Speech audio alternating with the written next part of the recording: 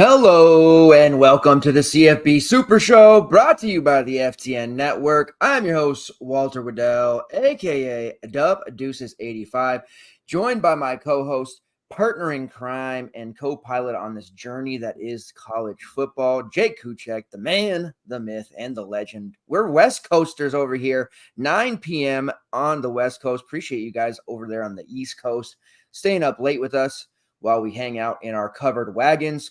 A huge slate as we enter week 4, 13 games that we're going to cover here on the DraftKings slate. We're going to try and be efficient and quick, but still value added in our game-by-game breakdown. After we do that, we'll provide you with a core. We'll talk PrizePicks. We'll talk a little bit underdogs, any betting opportunities, maybe a touchdown call or two, slate breakers, and then we'll get out of here. But before we do that, we got to talk a little bit about how week 3 went. And as always, we pat ourselves on the back when we do well, but we also own when we don't do so well. And last week was rough for me personally. Caleb Johnson came through for us once again in the prop market, but overall, Tulane didn't quite show up. Ollie Gordon, a second straight bust game. And it was just a relatively sour taste in all of our mouths there last week. Before we delve in here, Jake, what's something that you want to mention from last week or anything that you want to briefly kind of recap before we move forward? Sure. So I couldn't decide what to do with Ollie last week, and so I just decided I was going to split my usual action into half Ollie lineups and half not Ollie lineups, and the not Ollie lineups did better. That was pretty clear. I went pretty heavily on to Darius Taylor from Minnesota, and that worked out. Also had Will Pauling from Wisconsin, who we had talked about a decent amount in that game. And I would say the biggest shining point of the day, and this is a rough one to bring up to you, was John Mateer. John Mateer from Washington State looked fantastic. That was my first chance to really watch him at length in a competitive game. And man, he did not disappoint. He looks very much the part of exactly what you want in a college quarterback. And I would say the miss, unfortunately, was the West Virginia passing touchdowns went to running backs and not to Jaylen Ray.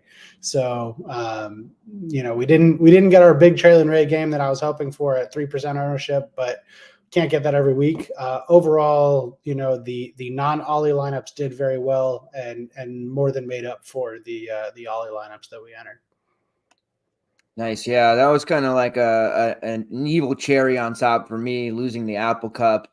Mateer definitely looks solid, but the Cougars owe the horrific play calling in the second half for the Huskies, especially that fourth down play. I don't know what the hell that was. Rumor has it that our coach may be headed to Florida after this year, and if we have any more play calling stuff happen like that, might not be that upset about it. Anyhow, we're going to jump forward into the 13 gamer. It's massive. We're going to start off with Marshall versus Ohio State. A total of right around 52.5. Ohio State comes in as 40-point favorites. This is a very peculiar game in that, yes, we expect there to be a blowout, but as we kind of talked in Discord earlier, you mentioned, hey, these running backs in Ohio State are cheaper than they've ever been. What are we doing here with these Ohio State guys and the Marshall blowout? Yeah. So let's run through it real quick. Not at all interested in the Marshall side. I don't think they're going to be moving the ball much. On the Ohio State side, Will Howard, if he was at 6K, that would be great. At 6K, he'll get you 22 points and that'll work. At 8.3, he'll get you 22 points and that'll kind of not be really what you need, not have the upside. Will Howard is our template of pocket passing quarterbacks that are going to not be in passing game script, that are just not super useful unless there's a massive pricing mistake. So not interested in Will Howard. Judkins and Henderson both flirting with the 7K number starts to be mildly interesting. And the way that gets interesting, it is kind of like an Ollie decision. One of them may have an 85-yard run very early in the game. And if they get even two more series after that, you could be looking at 202, which at 7K, even if you don't have 3 touchdown or 250-yard upside at 7K, that's interesting, right? And so Henderson has been the less explosive of the two, which is surprising because he's a pretty explosive guy. But so is Judkins, and so I think most people, if using one of the two, are probably going to lean towards using Henderson just to save that $200. I would lean the opposite way and pay up for Judkins if using one of those two. Neither of them is a must play, but they are more palatable at this price point than they have been in the high sevens or low eights.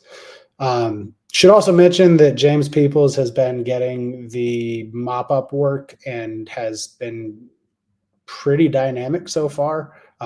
Very high-end recruit, guy they want to keep around and give enough touches to so that he sees a path towards being a feature back in the future. And he scored a touchdown in both of their games so far, got 10 carries against Western Michigan. So at 4,500, if you need that, sub 5K running back to make everything work, and Ohio State's up 40 points in the second quarter, we may see a lot of James Peoples toward the end of the game. And that's not the worst thing in the world. So that's any of those three running backs I think are in play. I don't necessarily need to lock on to any of them, but I certainly would have interest. And obviously if we get any late breaking news that one of them is missing, then that changes the game a whole lot. In the passing game, we're not going to need to pass a whole lot here. Jeremiah Smith is just an unbelievable talent. We're not going to need all of that talent to show up at 7,500. It is a lot to ask. You basically need, 6 for 132 in order for that to be a meaningful performance. And he very well could do that, but the path is narrower to a receiver reaching his ceiling in a 40-point spread than it is a running back, especially, kind of a second or third string running back that's going to be still in there, milk and clock towards the end of the game. So love Jeremiah Smith's talent, not the place for him. But Emeka Egbuka hasn't really gotten going. They may, they may start the game with some Egbuka stuff early, but again, I just don't see a ceiling for any of these receivers. Carnell Tate has been involved as well. But there's better places to go and more upside with different receivers that we'll get to throughout the slate. So Ohio State running backs are bust for me. And it just kind of depends on your roster construction, which one of those you want to plug in. Yeah, it's wild because Jeremiah Smith, he's spendy 7.5, and then you see Egbuka at 6.4, and heading into the year, I don't think anyone could have said he'll be under 7K at any point this year. Yeah, and Egbuka's really good. You would have thought Egbuka would be 8K and definitely not the second most expensive receiver, but they haven't needed to do anything yet, and they haven't had to showcase his talent yet. So. No, and Smith has just been so good, and he's catching the touchdowns. Interestingly enough, they have the same amount of targets, but Smith has been catching the touchdowns, which I love for my best ball teams. Really interesting to see that. All right, moving on to the next one, we're going to be talking Florida versus Mississippi State. It's a total of 58. Definitely feel like the over's in play, and then the Gators 6-point favorites, which on the road, I would be loving to bet against Florida as 6-point favorites, but Mississippi State doesn't exactly instill confidence in us either. But the nice thing is the points will be scored, and this is a great environment for fantasy purposes. Billy Napier on the morphine drip, as they say. There was the big meeting that they announced and let the public know, kind of figured that wasn't going to be him getting fired just yet, but a come to Jesus talk per se. But he came out of the meeting with the same philosophy that he went in, which is a bit of a head scratcher. And that's Graham Mertz and DJ Lagway are going to alternate series, and both are going to play against Mississippi State. Mertz is just not a high level quarterback at the D1 spot. If he were to play for a Sun Belt team or something, I could see Mertz really kind of doing well, and he probably should have went that route. Lagway is Napier's boy, so it's interesting that he doesn't just fully go on him, and there's a lot of talk about Lagway possibly transferring out once Napier gets fired. So we'll see what happens there. Unfortunately, we can't use either quarterback, even though it's a great spot, and we'll be targeting against Mississippi State a lot this season. I'd love to use Lagway, but just alternating is just going to make it tough. Perhaps some large field GBP exposure, but really going to be hard to go that route. Running back wise for Montrell Johnson, it was a terrible, terrible week. 7 carries, -7 yards. That just is not something you would expect from Montrell Johnson. He had been so good even in tough matchups. Just didn't work out for him last week. I do expect a pretty big match or a bounce back for him. Mississippi State gave up 262 yards to your guy, Cam Scatabo from ASU a couple of weeks back. So DVP-wise, this should be a smash spot for him, and then maybe even some Treyon Webb and some GPPs, a sub 5K option there with some home run ability.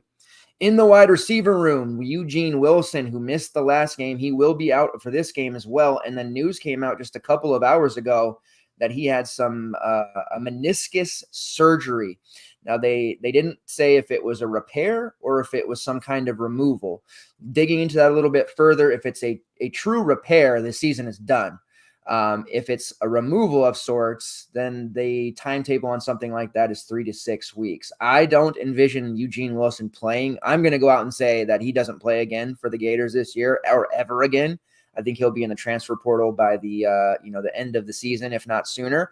It would be very, very shocking. So I know Wilson came into the season high on lots of people's lists, took the season unders on him, and feeling pretty good about those. Never want to see a kid get injured, but I think Wilson's done when it comes to the Gators. Their WR3 for tweener, Khalil Jackson, he's done for the year as well. And then Tank Hawkins, who looked pretty good in week 1, he is officially questionable. No information on what that injury is, something he picked up late last week. So they're going to be very, very light in the receiver room, which means Elijah Badger is someone we definitely need to look at, Chimere Dike, and then their tight end, Arliss Boardingham. Those are the 3 main options. Badger kind of broke out last week, 5 for 94 and a touchdown on 6 targets. DK, 6 catches for 91 yards on 7 targets, and then Boardingham, 5 for 42 on 6 targets. So any of those guys in this matchup should be viable and definitely usable. Badger up slightly, up to 5K from the 4.6. Still a very playable price considering the fact that he's going to get a massive amount of targets. If you believe DK is going to kind of build on this success he had 2 years ago at Wisconsin, he's fallen off a lot at 4.8. Definitely another 690 in one type of game would be right what the doctor ordered. And I think both he and Badger should see close to double-digit targets. I hate the fact that we're doing alternating core.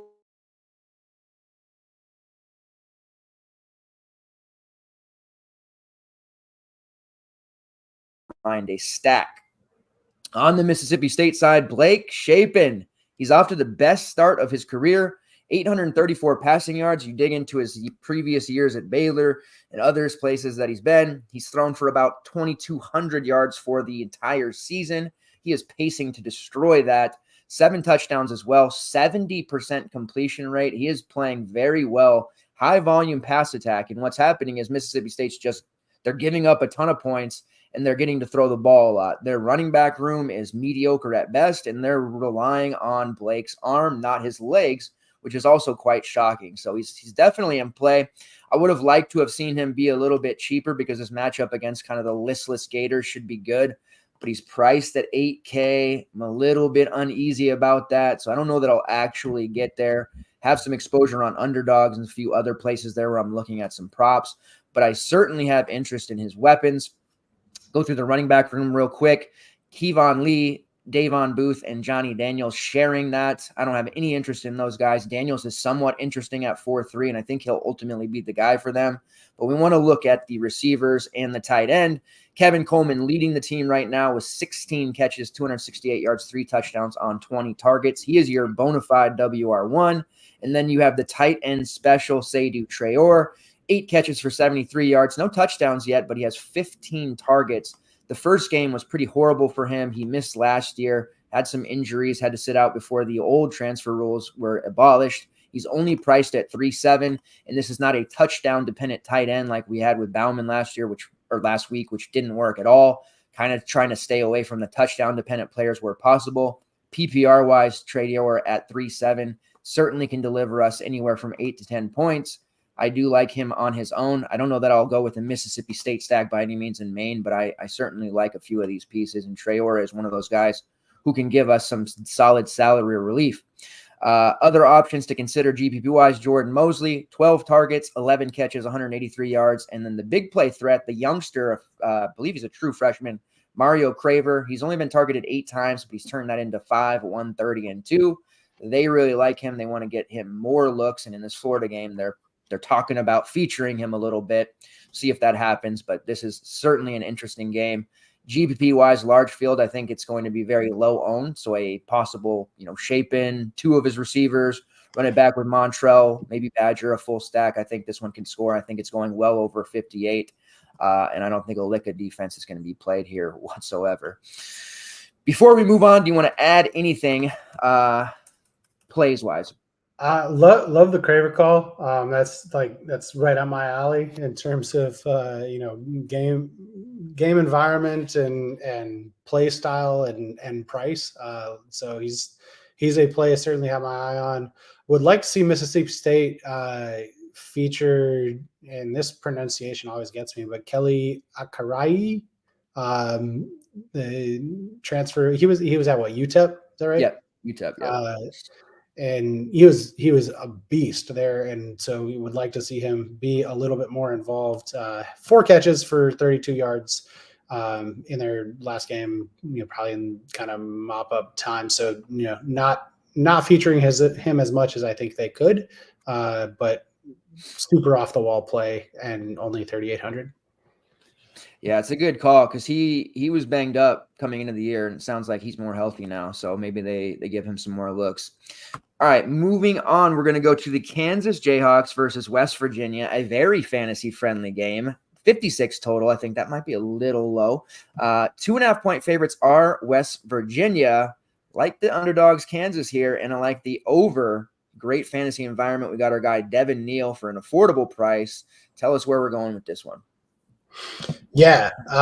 So love this environment. This feels a lot like, West Virginia was in that game too, but it feels a lot like the West Virginia Pitt game from last week, wherein we saw Eli Holstein absolutely ball out and, just destroy this West Virginia defense. And now we get an arguably even more talented quarterback with Jalen Daniels. And then I think this is a bounce back spot for Garrett Green as well. A lot of the touchdown variance went to running backs, as I mentioned. And I think that has an opportunity to reverse itself, specifically because if we look back to the Kansas UNLV game, all of the stats were Sluka, just running, not really throwing to anybody, just running the ball himself. And that is very much a play style that could lend itself to a massive Garrett Green spot. So, and Garrett Green also gets to play this one at home as opposed to being on the road last week against, Pitt, fairly hostile environment, rivalry game, gets to be at home at this one against a defense that is fantasy friendly specifically to a rushing quarterback.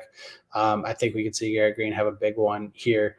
So just to continue down the West Virginia lineup, the running backs are both great options as well. Priced way down. Jaheim White, very much could be a feature back on a lot of teams. Splits carries here, but only 5,300. That is enough to compensate for that. Not using him a ton in the passing game, only 1 catch for 3 yards last week. And then CJ Donaldson got into the end zone both by land and by air last week. So really buoyed up his points. And he's down at 4,900. So salary relief wise, I definitely would understand the case for these West Virginia backs. But I also think that this is a spot that a running quarterback just looks to exploit time and time again. So I think both of those running backs will be popular. I'm probably going to be underweight on them because I think that the rushing upside lies with Green himself. As far as the receivers who to pair with him, didn't get anything out of really any of the receivers. It was all running back stuff against Pitt, and I think that reverses trend this week. Hudson Clement is the highest priced of the West Virginia receivers at only 4,400. So this is not a game where stacking will break the bank. You can get to Green and whichever of his receivers you want to get to pretty easily here. We do potentially have Preston Fox going to miss with an injury, so that would open up some additional targets for the other receivers, whether you think that's Jaden Bray or Traylon Ray. Traylon Ray did end up with 3 catches for 23 yards, pretty measly output, compared to what I think he's capable of. If you want to go back to the well there, you certainly can. Not going to make him my feature play this week. Cole Taylor also, getting some volume involved. Rodney Gallagher could see some additional work if Preston Fox is out. But really, you can mix and match as you see fit. And all of those guys are capable.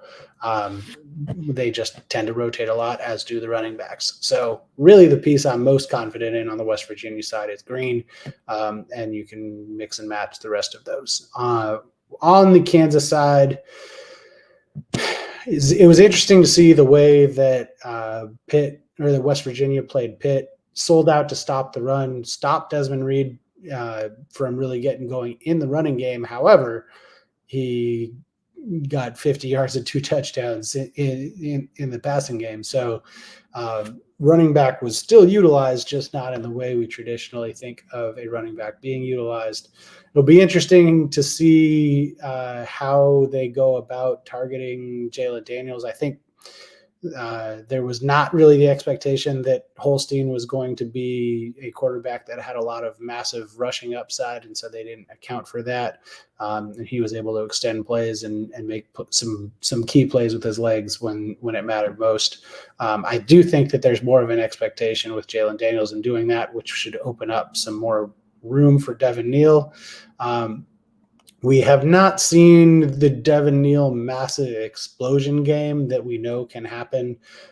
He did go for 112 yards and 2 touchdowns in the opener against a cupcake Lindenwood team, but he did that on 8 carries. And we saw him get 23 carries against UNLV, but he didn't get in the end zone. And so we haven't really seen him put it all together.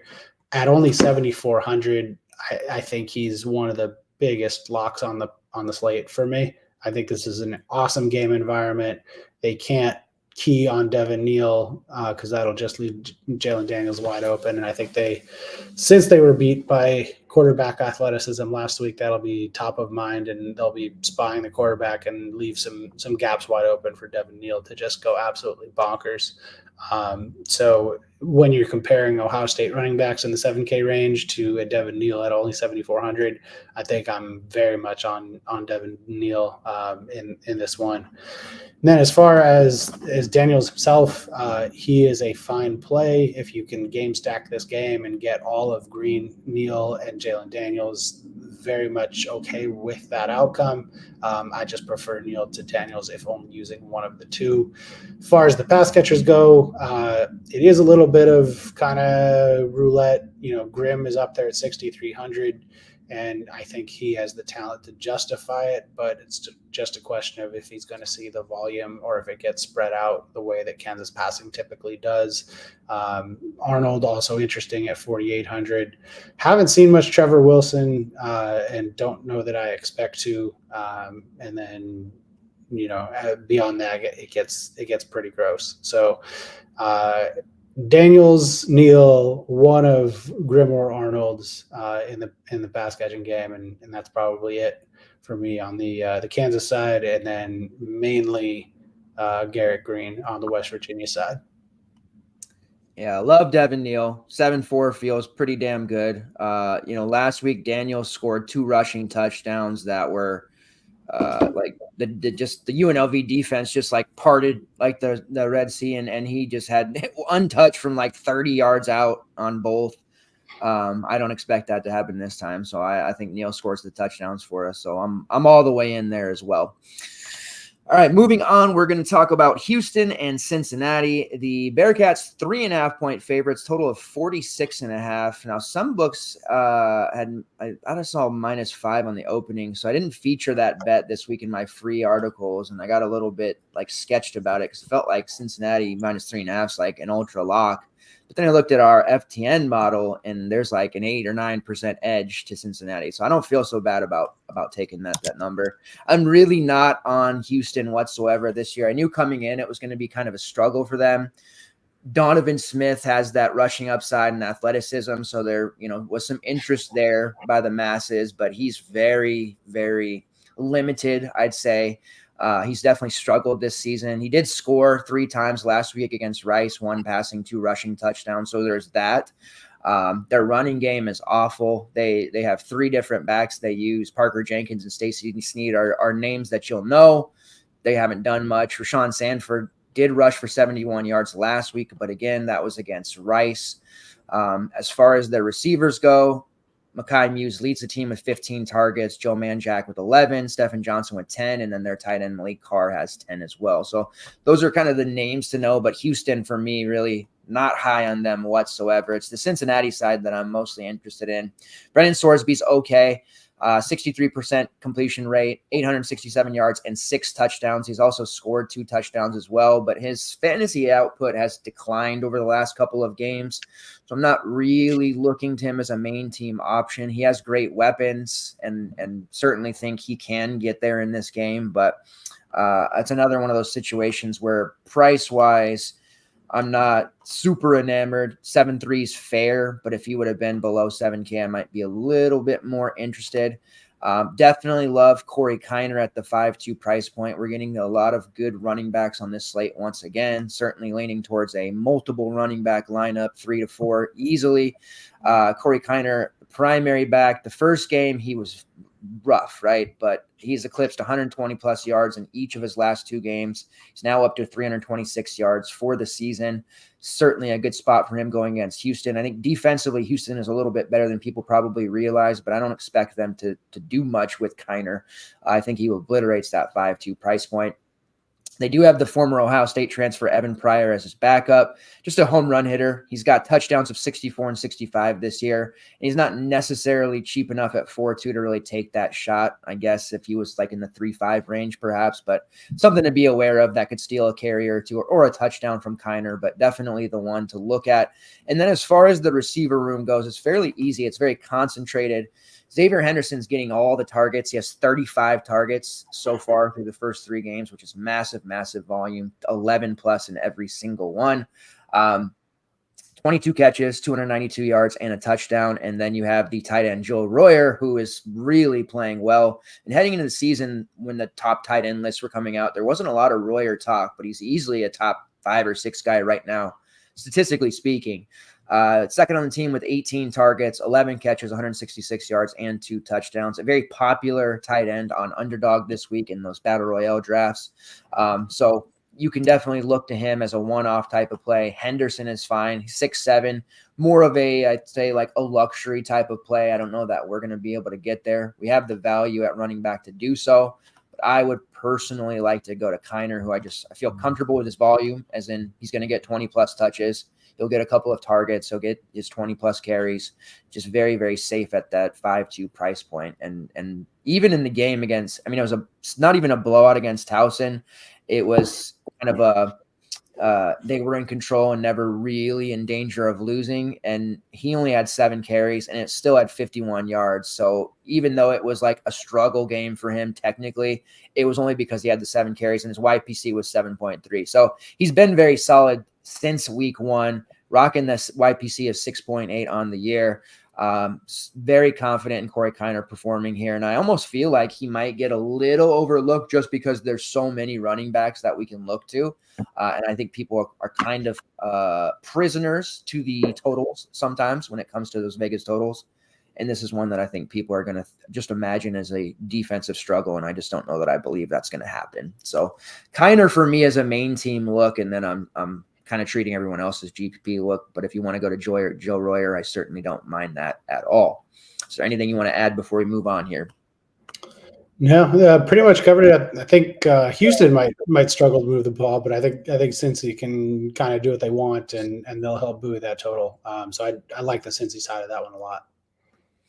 All right, moving on, we have NC State versus Clemson. The Clemson is 20.5-point favorites. I just shudder even saying that. Total of 46.5. Before we get into this, I was very high on NC State coming into the season. Grayson McCall has had his struggles. Now he's got injuries, and the Wolfpack just haven't looked very good, I'm sad to say. And Clemson is coming off a game in which they just went nuts. And I feel like the public is going to be very high on Clemson without realizing the situation here. It's a good matchup for them, but I feel like there's going to be a lot more Clemson ownership this week, and it makes me feel very uncomfortable. So how are you deciphering this matchup? Right. So which Cade Klubnik are we going to get? And he's right at that Will Howard price point where it's like, well, he's mainly a pocket passer, and he's going to have to throw for a heck of a lot of touchdowns and yards for him to make a whole lot of sense. He did rush 2 in against App State, so maybe we are getting selfish Cade Klubnik a little bit that wants the glory, and this would be a really good game for him to do that because I think Clemson's going to have their way with this one, and we've seen NC State struggle against far lesser competition on defense, and frankly, it's been disappointing. We've seen Grayson McCall struggle. We do get a change at quarterback in this one. We'll get into that in a minute on the NC State side. But I do think you have to make a choice here between Klubnik and Maffa. I don't know that I'm rolling out like a 3-man super Clemson stack. Look, you can do anything at any time, but in large spreads like this one, you kind of got to plant your flag on which way the touchdowns are going to occur. I would probably lean Maffa in this one. You know, he's been insanely efficient, 6.8 yards a carry against lesser competition in one of those games, but against extremely good competition in the other of those games. And, you know, I think NC State is a lot closer to Appy State than they are to Georgia. So I see Maffa being very efficient in this one, probably break some long runs, and at only 6K, the requirement is, you know, not as drastic as it is at 8+ K. That said, the running backs we're going to use a lot of running backs. And so, you know, you are using up a running back slot, but I think this is a great spot to be doing that. And they'll maybe be taking their foot off the gas at some point, although never know with Clemson and Dabo how aggressive they're going to be. Saw them, you know, run the score up pretty good against Appy State, which is not the same level of competition. So if you don't go Maffa, and you do go Klubnik, the receivers and the pass catchers, I should say, are extremely affordable. Once again, Williams at 5K is a very kind of steady Eddie play and not going to necessarily have all of the explosive plays that you're looking for, which is something I would ordinarily say about Brittingstool, but Brittingstool went absolutely bonkers against App State, 7 for 102. I don't know that you're going to get that game out of him ever again, but you don't need it at 4,800. If you get, you know, 6 for 80 in a score, that does plenty at 4,800 in a wide receiver spot. So Brittingstool is an interesting play, certainly. We haven't seen a healthy Tyler Brown yet, and if we do have a healthy Tyler Brown, that could be a super interesting play at 3,900. People will likely not be as on him, or certainly wouldn't be as on him as if we'd had him healthy all season leading up to this. But I think, if this is a spot where he is fully healthy and they're going to look to get him going, they are going to have their way and be able to do that pretty easily. So if you're going the Klubnik route, that is a pairing option to consider at only 3,900 and hopefully low ownership, just because he hasn't done anything so far this season. But we saw in time and time again what he was able to do when healthy last season. On the NC State side, like I mentioned, we got the change of quarterback. I don't think that I would have said this going into the season, but after what we saw from Grayson McCall so far, he might not have been ready for the ACC. CJ Bailey was ready for the ACC, and he was at least ready for Louisiana Tech. And so this is a whole different ball game going to Clemson, playing on the road. But a lot of athleticism. Definitely a TBD on if he can show up against a tougher defense. At only 5,700, it is definitely minimizing your risk. You're going to get an inefficient game out of CJ Bailey. Let's put it that way. Ugly might be too strong a word, but I could very much see it being an ugly game when all is said and done. It is going to matter a lot how he responds to a top tier defense. Don't really want any part of Jordan Waters and the running game. I think they're going to be chasing too many points to be able to establish too much success in the running game. And even Concepcion, as much as we all love to go to the brand at 7-6, I don't know that he's going to be as efficient as we need him to be against this Clemson defense with a quarterback, making his first start on the road. I think that's a really tough spot to expect high levels of production. I think that he will probably have a decent shot at, exceeding his passing props, but we need him to do a lot more than that. At 7,600, we need, like 120 on 7 catches and a touchdown, right? So I'm rarely getting away from KC, but I think this is a week that I'm not going to look to be using him a whole lot. Pains me to say it, but I'm not. And Rogers is probably the only other spot that I would look. He's a lot more affordable at the 4K. If you do find yourself wanting to use Bailey and want to use him with a receiver, I might trend towards using Rogers instead of Concepcion. I know it sounds weird, but that's kind of the way I'm looking. Yeah, it's hard to pay almost 8K for our guy KC, and the Battle Royale drafts this week, he's falling to like the last round. So you're getting good value there, but paying almost 8K is really rough. I'm very intrigued by CJ Bailey. I think he's going to be really good. However, really good in the future, right? I think there's a chance that he ends up being like the starter for maybe not the rest of the year, depending on McCall, but I think he does end up playing a lot this year, and the kid looks like he's going to be really good and a good test for him here early. But yeah, I think it's Maffa for me as well, another running back. I did want to mention the freshman Bryant Wesco, who I wanted to be a little bit cheaper, but he's at 4.2, and I know he's coming off of a blow-up game. But even before that, they've been hyping this kid. He's, was a 5-star. He could have picked Ohio State over Clemson, but he didn't. So that kind of tells you how good this kid really is. And Dabo made the comment that he's grasped the entire playbook now, which means more snaps. So we'll see if he can kind of rise up into that WR2 spot, maybe even usurp Williams here before it's all said and done. So I have some interest there in Wesco, but yeah, for the most part, it's Maffa for my main lineup. Is that dependent on Tyler Brown, or do you like Wesco independent of Tyler Brown being back? I still like Wesco, even if Brown plays. I know he's the other freshman that was, or the other younger, not freshman, the other player with his ankle injury. They have another freshman that they were talking about. But yeah, even if Brown plays, I think Wesco, just like Dabo's just been talking about him a lot. But coach speak for him. There's a Twitter account for coach speak percentage, which sounds silly. I'll have to find it and I'll post it in the Discord. But Dabo has a low rating, so he could be easily lying to me. And that doesn't surprise me at all. He could easily be lying to me. Who is it? The other freshman is TJ Moore. He looks really good as well. But yeah, if Brown comes back, certainly hurts them a little bit. But Wesco's just a player I want to have an eye on, maybe for GPPs. All right, moving on here, we have a very fun game in Arkansas versus Auburn. Auburn 3-point favorites as it stands right now, just a total of about 56.5. We have all these lines hugging 60.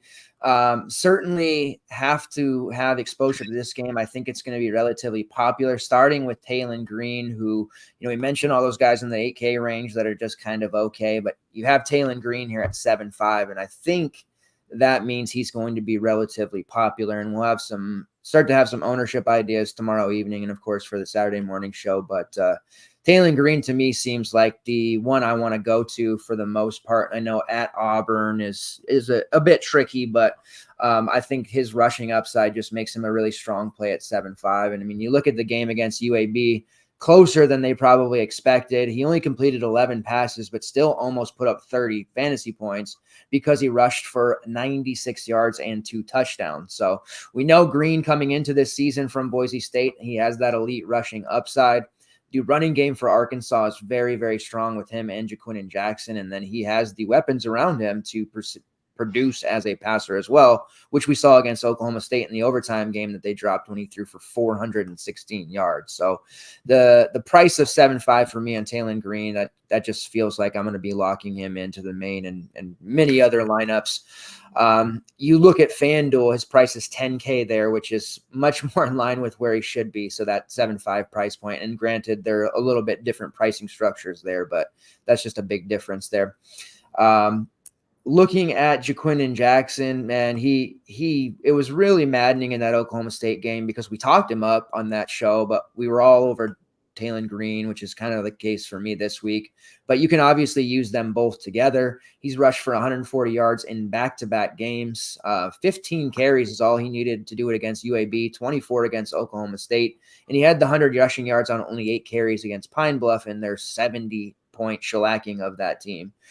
25 plus DK points in each of those games. His price has come up, which will make a decision for people at 7.2.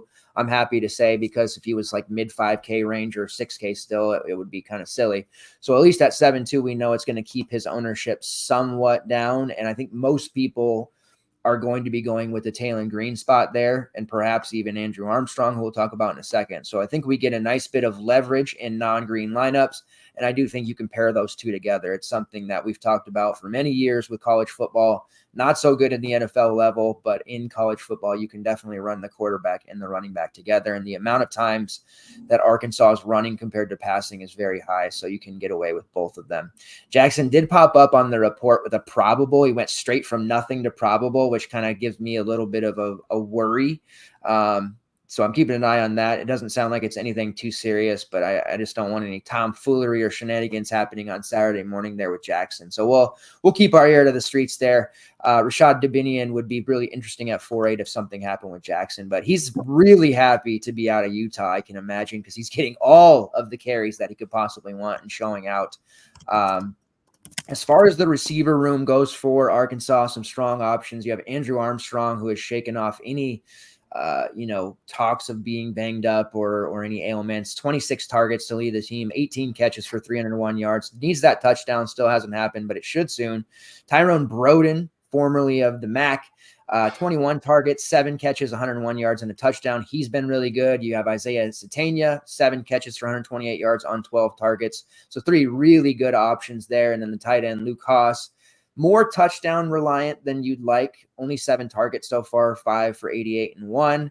He had that bailout touchdown for us against Oklahoma State. We were one of the few groups in the entire industry that was on him. He's only 3.2, so you're getting a very nice price. Again, not a great PPR look like maybe say Du Traore is, but the touchdown potential there is gives him some high upside. I would still rather play Traore because of the PPR, but he's certainly in the mix there. You don't have to pair Jaylen Green up with anyone. You can run him naked, obviously, but I think it's a pretty high-level lineup if you can get to him and one of his options, whether that's Armstrong there at almost 7K, or if you want to roll the dice a little bit more and take Broden at 5K or Satania at 4 or 5. I don't think it's as big as risk as people would probably think, just when you consider the fact that both of them are in double-digit targets through these first few games, and it's concentrated on those three and in the red zone on Haas. Everyone else is kind of out of the mix there. Even like Isaac Tesla, who has performed pretty well in the past, he's not doing a whole lot so far and kind of on the outside looking in.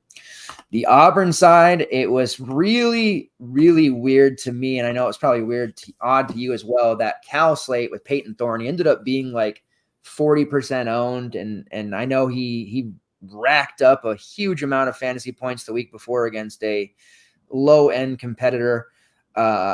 He was awful. He was awful against Cal, and it was the 4 interceptions that I think made the staff be like, oh yeah, Peyton Thorne didn't really get it done for us last year. We need to shake it up.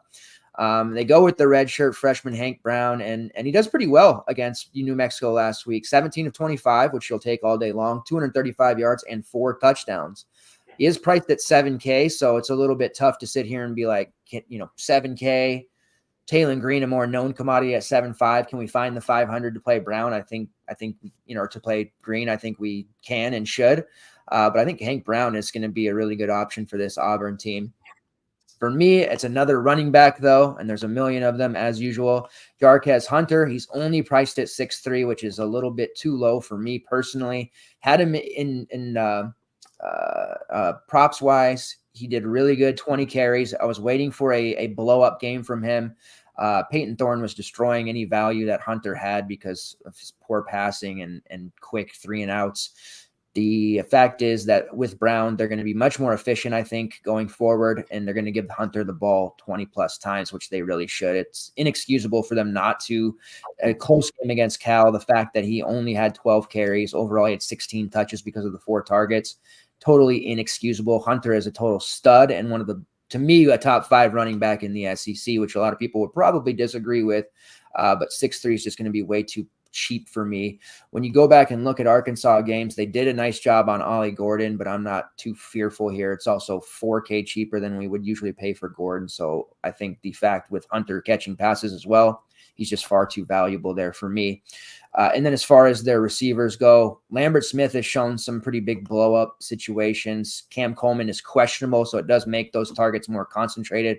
Robert Lewis and Keandre Lambert Smith would be the top 2 guys, but you could look at the tight end as well. Some of those younger quarterbacks, mobile guys, they tend to look at those tight ends like baby blankets. Rivaldo Fairweather, 9 targets on the season, 6 catches for 67 yards and a touchdown. He is also under 4K, so I am looking to him as a bit of a safer option in that mark, probably safer than he looks. He's not touchdown reliant, and he did lead the team in targets and receptions last year, so shouldn't forget that. Depending on what Coleman's status and situation is there, I do like Fairweather, but another game in which I'm heavy on running backs with Hunter and Jackson, and then, like I said, Jaylen Green, who I suspect on DraftKings at least will be one of the highest owned quarterbacks on the slate. Do you have a additional opinion there, or are you pretty lockstep? I'd say I see that pretty much the same as you. I mean, yeah, that price on Jaylen Green is way too low, and as much as I like some other quarterbacks, he's really tempting. Could find ourselves in a double Green quarterback scenario with Garrett Green and Jaylen Green. Wouldn't be a bad way to go. Yeah, I think we're going to get some ownership. The first couple of weeks has been kind of disastrous. We're seeing a lot of overlap. This is the first week where I think we'll definitely have 2 or 3 plays where that's the same, but I think we're going to have a lot of unique lineups this time, which makes me feel pretty good. All right, moving on here. We're going to talk about ASU versus Texas Tech, the lone game that does hit that 60 total. Texas Tech 3-point favorites, and we're another game with 2 running backs who are awesome for fantasy purposes. I wish they'd let me play 8 running backs at this point. I know this is the game you called out when you saw the slate and you were excited for it. I had to give it to you. You're my guy. Break it down for us. Yeah, man, this is a good one. Scatabo, I mean, I've loved Scatabo since he started running the they call it the wild scat. And he plays quarterback for them essentially. But he's just a do everything guy. And how do you not love a guy like that? That's like what college football programs are all about, and what makes it exciting. And this is a great spot for him and for several others. So we'll dive right into it. On the Arizona State side, their actual quarterback, Levitt, he's another one of those Will Howard type guys. We see a little bit more mobility from him, but I don't know that we're ever getting like 100 yards and 2 touchdowns out of him. He's shown up in the running game to a degree, but not necessarily to the degree that I would use him at $1,000 more than Taylor Green, who we do know has that upside, right? So hard for me to get there outside of, if you're entirely game stacking this game and thinking it just goes into like one of those 45, 42 type games and blows way over the total. And this is the type of game environment where it very much could. Probably not getting to Levitt. Love Scatabo. Want to figure out, he's right there at that same Devin Neal price point. And you can't play every 7K running back. And there's several others that we'd like to. And so want to get to him. We'll see how it shakes out. I do like Devin Neal a little bit more, just based on the way that I think the game flow will operate in this one, but he's extremely involved in every aspect of the offense. And he is the offense. And there are, some other pass catchers to consider. Obviously, we saw a big game out of Jordan Tyson against Texas State.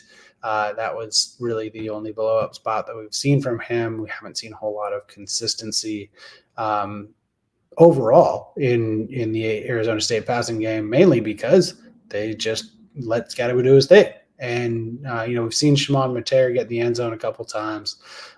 Just the one time, actually, but seen decent volume for him. And just not a whole lot of other folks I would want to get to. Guillory and Stovall have not really done anything, not really shown anything so far. And again, that's either Levitt running at the goal line or Scatterbo running at the goal line, and not a lot of long passing touchdowns happening. So probably just Scatterbo from the Arizona State side. Texas Tech side gets more interesting. Baron Morton was amazing last week. And the stat line doesn't jump off the page. 15 of 19 for 273 and 4 touchdowns, but he did that in essentially 2 quarters. It was extremely efficient. They have not seen that kind of game from him very often. And I think that confidence is going to be sky high. This is not a difficult defense that he's going up against. Arizona State just fought it out with Texas State. And so I'm not real confident in their ability to stop anyone at this point, and Baron Morton should continue. Now, the difference between Baron Morton and everybody else that's at, 8 to 8.5 that I'm kind of so ho-hum about, I think that in a Kitley offense like this, the 305 game is possible. If it turns into, a massive shootout, and yes, Taj Brooks will also be involved, but the Texas Tech offense is designed to throw the ball a lot. And if Arizona State is scoring quickly, whoever it is that's scoring, Texas Tech is going to get, right back on the horse and start throwing the ball again. So I think the volume is more likely to be there with Baron Morton than it is with other quarterbacks that are at this price point. And so I would be more likely to use a non-rushing quarterback in this instance than I would in others. Let's talk about Taj Brooks for a second. Amazing talent.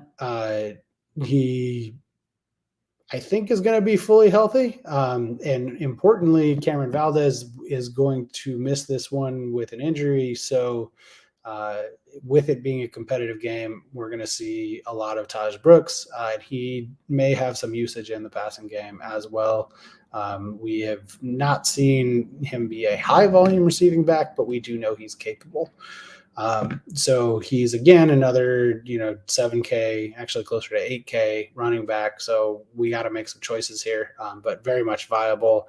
I would probably have him third with Devin Neal first and Scatterboot second in the pricing tiers, and then followed by the Ohio State guys in terms of ranking them. So he is very much of interest, not somebody I necessarily need to force. Pass catchers. Josh Kelly is probably as close to an alpha as there is in this room. In the 2 non-blowout games, he had 9 catches and 10 catches.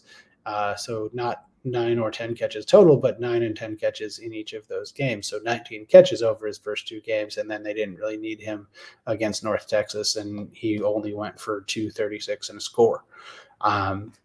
In this one, where I do expect a more competitive environment and them to be throwing the ball a lot, I think he's a very good play at 6,500. Coy Eakin falls into a similar category, good amount of volume, good amount of efficiency there, and he is kind of a lineup all over the formation type of guy, and gets it done in a lot of different fashions. He is only 5,700. Like him a lot, like the idea of pairing both of them in Baron Morton lineups. Also, you can, and this is a very diverse receiver room. A lot of guys are going to catch passes. Those are the 2 that are going to catch the most passes. Jaylen Conor, if you want to play the narrative game a little bit, did transfer to Texas Tech from Arizona State. May be looking to stick it to them a little bit. They may scheme him up to get a play or 2. He did catch 4 passes for 36 yards and a touchdown in a less competitive game against North Texas. So they are at least using him a little bit. And then you get into, some really narrow plays. Dre McCray is kind of a blowout game type of play. Mason Tharp isn't going to be overly involved. Brady Boyd, who actually I think played some quarterback when there were a lot of injuries last year, probably not going to see a lot of him or Micah Hudson. Those are just kind of dart throws. So keep it to the main Josh Kelly, Coy Eakin, and Conyers plays in the receiver room. And then a lot of interest in Taj Brooks and also Baron Morton on the Texas Tech side, with Scatterboot running back on the Arizona State side. Yeah, I love Jaylen Conor. I always have that affinity for cheap tight ends. He's caught all 11 of his targets. He's been really good in this offense. I think he might have something special here. Even if it's like he only gets 2 or 3 catches, I think he might score a couple of times. And then you mentioned Dre McCray. It was only 2 years ago. He was a 1,000-yard receiver at Austin Peay. Never thought he was going to struggle this bad in this offense. That's kind of sad. And then one interesting note, Taj Brooks, man, he's awesome. We had him so many times last year at low rostership. I will say defensively, they've done a pretty nice job at running back. Mahdi, they kept under 70, but it's a little probably too early to say how good that rush defense actually is. And their secondary has just been so horrible that maybe Texas Tech just leans on the pass here. As we're looking for tiebreakers, because there's so many running backs, right? All right, moving on here, we're going to talk about UCLA versus LSU. LSU 24-point favorites, total of 56.5, common total. For sake of time, I'm not going to really talk about UCLA too much. Ethan Garbers and the Bruins passing game, it's been below mediocre. Really tough to get excited about. Rico Flores is a pretty solid receiver, leads the team in targets at 11, has caught 5 of those for 133 and 1, but I really have a hard time thinking that UCLA is going to score much here. TJ Harden has, coming into the season, a lot of people liked him for fantasy purposes. He's actually caught 9 of his 11 targets for 63 yards, but he's only generated 57 yards on the ground on 21 carries. Quick math tells us that's 2.7 YPC. That is not good whatsoever. This UCLA offense has been bad. Harden at 6'5", with the way he played in the past, that would be a very playable number. I'm having a real hard time getting to him there. And the LSU rush defense, it's not as if they've been some sort of elite unit, but UCLA offensively, passing-wise, has been so bad it's made the defenses be able to load up against the run. So that's the quick talk about UCLA. Much more viable looks here for LSU. You have Grant Nussmeier, who is fine. The passing volume has been tremendous. He's another one of those 8K quarterbacks. This is kind of what DraftKings does in CBB. They start pushing people into this pricing range, and you end up having a lot of like high variance because you've got 5 or 6 guys between 7-8 and 8-5, and it seems like they're doing that with the CFB pricing here. So Nussmeier not going to be somebody I expect to be very high owned, but because he's thrown 37 plus passes in each of his first 3 games, he will have that opportunity to ring it up and possibly put up 30 plus, and he does a little bit on the ground, not much, but just enough to maybe be dangerous. At wide receiver, Kieran Lacey's a stud, but he's a little bit high priced for my liking, especially with what I plan to do at running back, 8.1K, but he should absolutely dominate. This UCLA team, they're just going to be horrible all year, and welcome to an actual real conference, UCLA Bruins. Lacey leads the team in targets with 27, 17 catches, 222 yards, 5 touchdowns. He will be an NFL draft pick. Tight end Mason Taylor, he's a little bit of a maybe, high floor, safer plays, 4.7, another tight end, 17 catches on 21 targets, 160 yards and a touchdown. Don't hate the idea of using him. And then CJ Daniels and Aaron Anderson, both with 15 plus targets, those rounding out the relevant options in the passing game.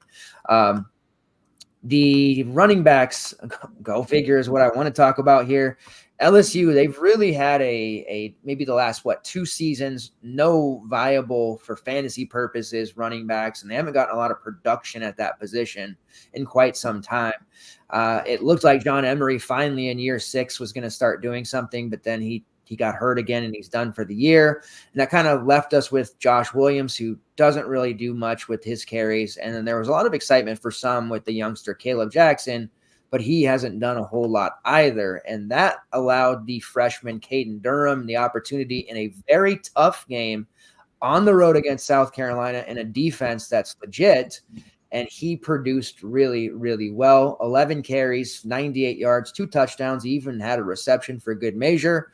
And a big reason why they were able to eke that game out. Depending who you talk to, the refs are the reason. But Durham is certainly really interesting to me. He's only 4.1K, and I think LSU has to be ecstatic because they may have finally found a running back that they can rely on. And I think he's going to be the one that gets 15 plus carries going forward, just because of the fact that Josh Williams, we've seen him, he just doesn't get it done for them. He did score a touchdown against South Carolina, and it's not as if he's going to fall off the map and not get any carries. And I think Jackson will still be there too, but we're talking probably 3 to 5, for Jackson, 7 to 8 for Williams, and then everything else for Durham. So at 4-1, I do think he's very playable. And again, I think this UCLA team sucks, for lack of a better term. So another running back to throw into the mix, and he's actually pretty high on my list.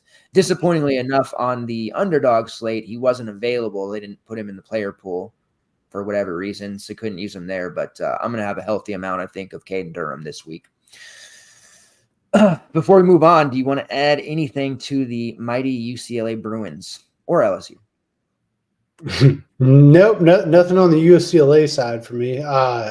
Over under 35% ownership on Caden Durham.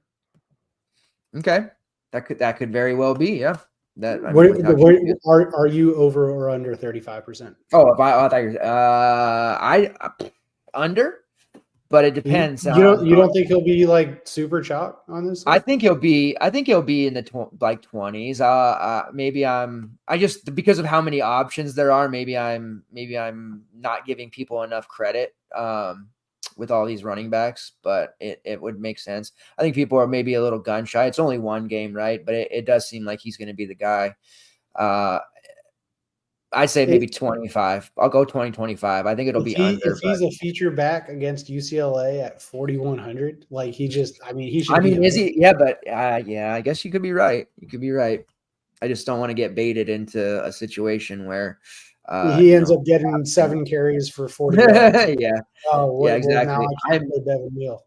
I'm much more excited about him if he's not like 40% or higher, but I guess I'll have a better reading on that tomorrow that we'll share in the Discord. But yeah, certainly a guy. Anything's better than Josh Williams at this point, to be honest. All right, Miami of Ohio against Notre Dame, another MAC school, for Notre Dame. They're going to be mad, they're going to be pissed, and they're going to be ready to brick Miami. But can they? 28-point favorites, 43.5 total. Ooh, the under looks good there. What do you think about this one? So it's interesting so I'll say real quick, nobody on Miami, Ohio. I know that they have an amazing wide receiver one, and that they're going to be throwing the ball a lot because they're going to be down, but I cannot use a 6K Cade McDonald against a Notre Dame defense. As much as like theoretically that could play out, I can't get there. So on the Notre Dame max slates for that. Yeah.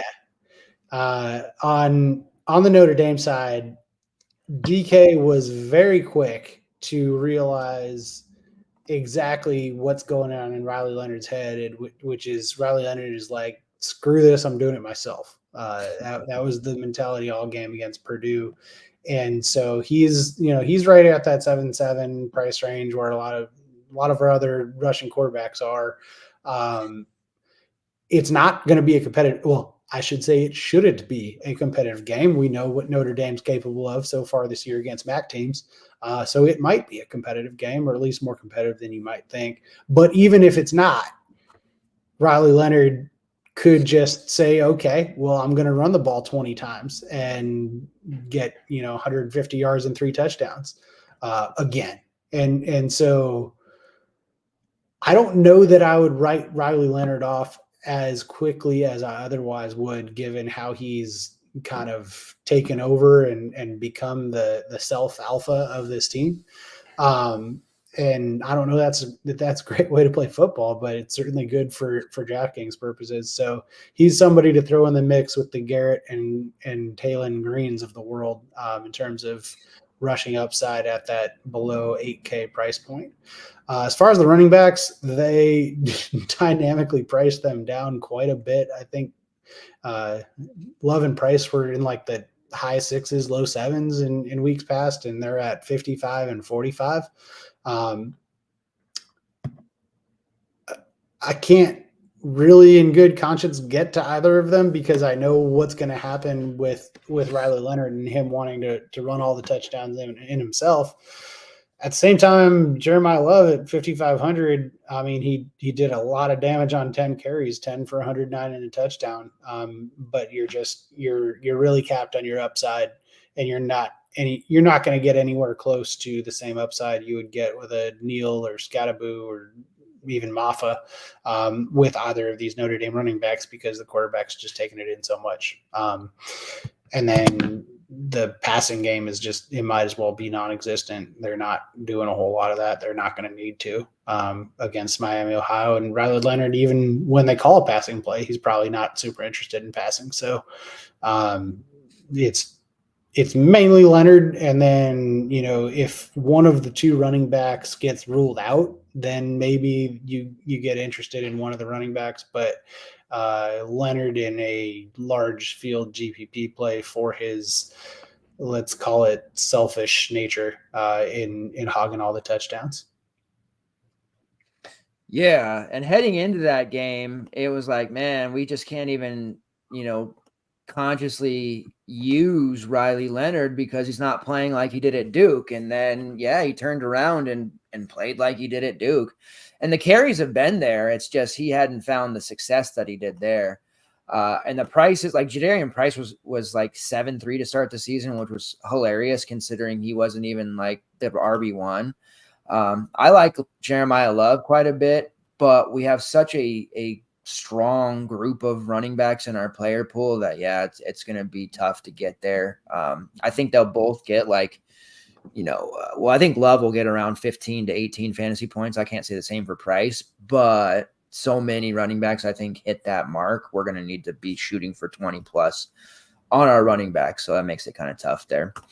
By the way, I looked ahead. I was talking to a friend this morning and looked ahead at the when we get max slates, which will be happening closer to week 8, week 9. There's going to be a lot of Sunbelt Island slates on Tuesday, Wednesdays this year. So be ready for that. Made me think of that when we talked about McDonald, because we'll be using him a lot on the max slates. Yeah, he probably won't be 6K on the max slates. No, he might be. You think he'll be higher, right? I think it'll be higher. Yeah. Yeah. All right, moving on. We have Georgia Tech versus Louisville. Game I definitely like. Total of 57.5. The Ville as 10-point favorites. We've gotten pretty acclimated at this point with Georgia Tech. They have been on a bunch of slates.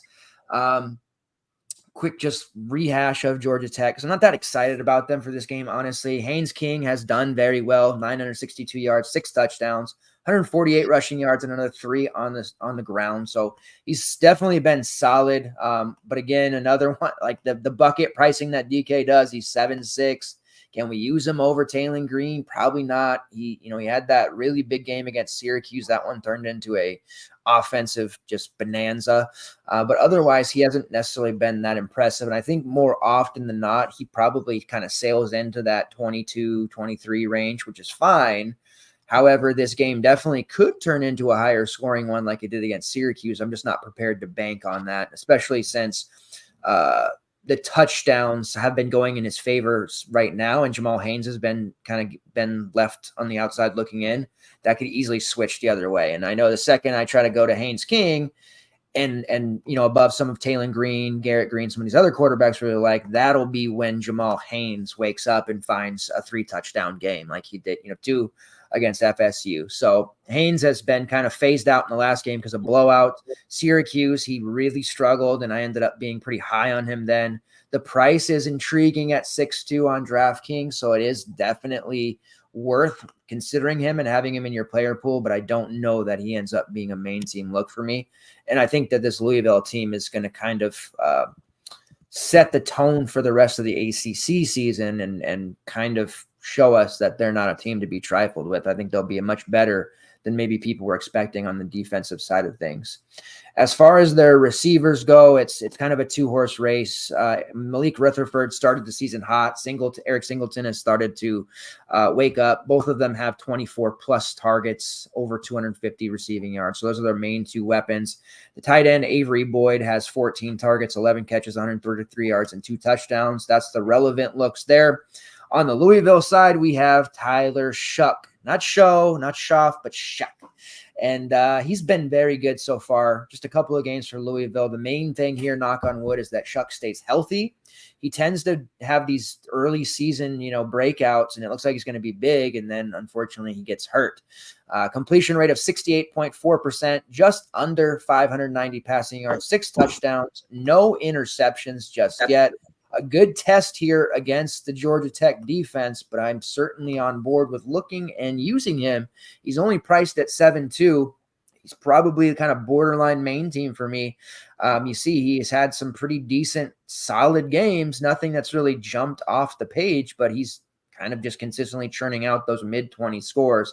Granted, neither of their first 2 opponents have been to Georgia Tech's level. Georgia Tech has proven they can win a tough game in a tough atmosphere. So it'll be a nice test for Shuck. So he's probably more of a GPP look, but I definitely have interest there in him. And in the past, he showed a little bit of mobility, although existing injuries may have taken that away from him a little bit. The running back room for Louisville, it's a committee.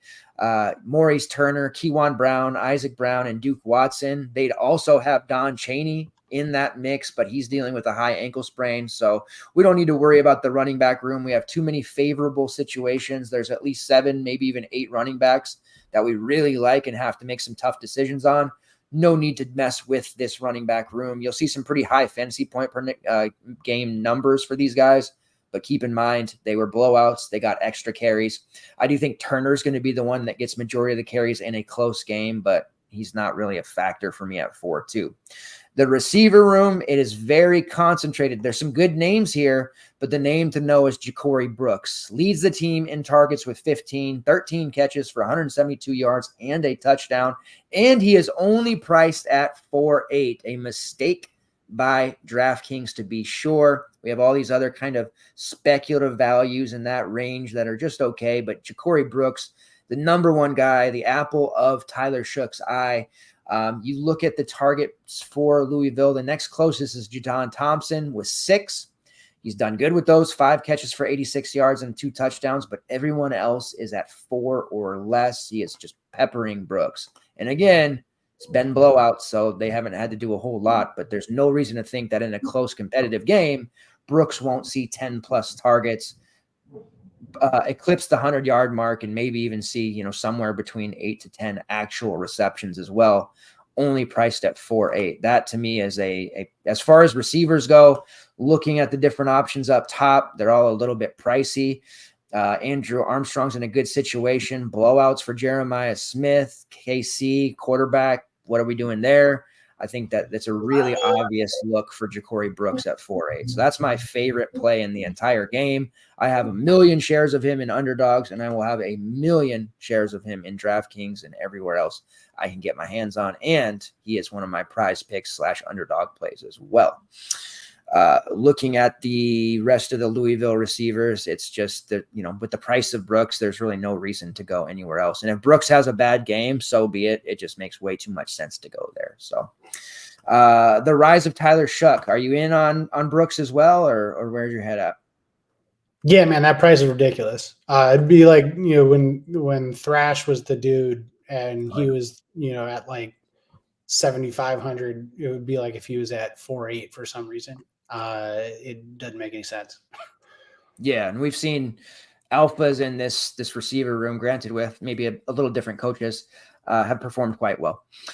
All right, moving on, we have Rutgers versus Virginia Tech. Total of 44.5. Virginia Tech 3.5-point favorites. Some running backs in this game that we like, maybe some physicality to this game. But man, Virginia Tech has victimized us already a couple of times this year, and they got injuries galore. Where are you looking for this game? So we'll start on the Rutgers side. First thing, Eitan Kaliakmanis needs a nickname more than anybody in college football.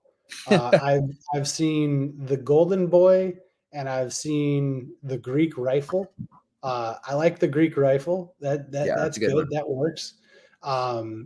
And he's actually shown up. Like you don't expect much of quarterbacks at Minnesota, and you actually don't expect much of quarterbacks at Rutgers. But he has been good to start the season. He's been efficient. He hasn't turned the ball over, and he's done the most important thing you can do at Rutgers, which is hand the ball off to our guy, who might end up being one of my favorite running backs on the slate. Kyle Monangai. Dude just eats carries for breakfast, lunch, and dinner, and they have no problem feeding him the volume. So not going with the Greek Rifle this week, but Monangai in that same price range, we're going to have to make some tough decisions on running backs because I love this matchup. It's not like the most high scoring game. These teams don't lend themselves to 60-point totals. Total 44.5. It kind of indicates that. But man, is this a good matchup for running back? And the style that Rutgers wants to play is going to work out very well against a beatable Va-Tech front. We saw that in the opener against Vandy. Pavia and Cedric Alexander were able to get kind of whatever they wanted on the ground, and Rutgers is even better equipped to pound the rock and wants to. So I would not be surprised if we saw like a 35 touch, 200 total yard, 3 touchdown game out of Monangai. And man, if him and Devin Neal both hit their ceilings in this week, you kind of got to have both of them. You got to figure out how you're going to afford all that, but just a smash spot for him. I like the spot quite a bit, and I like that it is probably going to be a little bit less owned than it at least should, because of that low-ish total compared to other things we're seeing. So in the passing game, the Rutgers, when they do pass, they kind of spread out the targets. Dymere Miller is probably as close to a viable play in the passing game on the Rutgers side. And he is only 4,200. So like if you wanted to do a game stack of this one, for example, he'd be an interesting place to go for that. Haven't seen a whole lot of consistency out of anyone else. I guess Chris Long did have a big game against Akron, but probably not getting too deep into the Rutgers pass catching depth chart, especially if we're projecting 30 plus touches for the running back. Those are touches that are not going to go to a wide receiver. So on the Tech side, we've been on Kyron Drones from the very beginning and from previous seasons, and he's yet another guy we're going to have to make a decision on. Do we like him a lot? Yes. Do we like him despite the fact that he's not going to be on the field as much because Rutgers is going to run it as much as they are? I don't know. It gets tough. He is playing at home. I do like that. Gets tough to use him over a Garrett Green or even a Baron Morton just because he's not going to have the volume, and he's going to have to be exceedingly efficient, which he can be, but it narrows the path to success for him. One thing in his favor, if we don't get a Tootin, if Tootin ends up not being able to go in this one, we could see some more rushing at the goal line for Drones than we have, as opposed to Tootin running it in. So the other side of that is it kind of seems like Tootin may go. I don't know if you have a good read on that or not, but he's been limited in practice, and it doesn't seem like we'll know until kickoff, which is a tough way to go on the 12:30 start, 3:30 Eastern start. So tough to get there, planning to use Tootin, especially because there are so many other viable running backs, including the one on the other side of this game. At that same price point. But if Tootin doesn't go, it probably increases the interest in Drones a little bit, just because his usage will go way up, especially around the goal line. And as far as a pairing partner for Drones, Jaylen Lane is the dude, 5,700. If you're using Drones, I definitely would not discourage you from using Jaylen Lane or even Daquan Felton. And we might even get a healthy Ali Jennings in this one.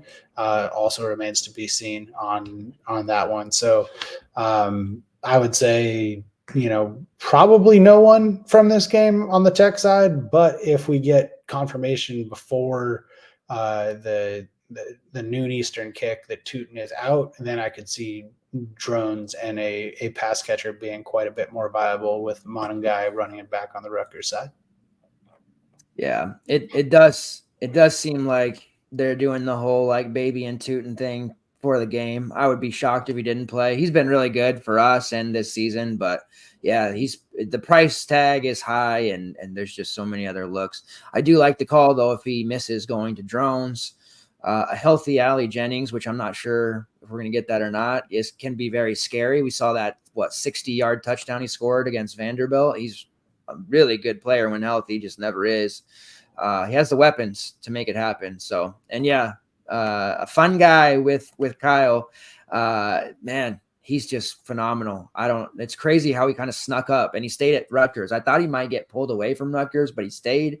And I think that's automatically going to make him lower owned because people just look at Rutgers and kind of look away. And I didn't hear anyone in the community, not in our Discord necessarily, but around the fantasy community on Twitter and stuff, really talking about him despite what he did in that last game. And granted, it was an easier matchup, but Jesus, that any performance like that, you got to talk about.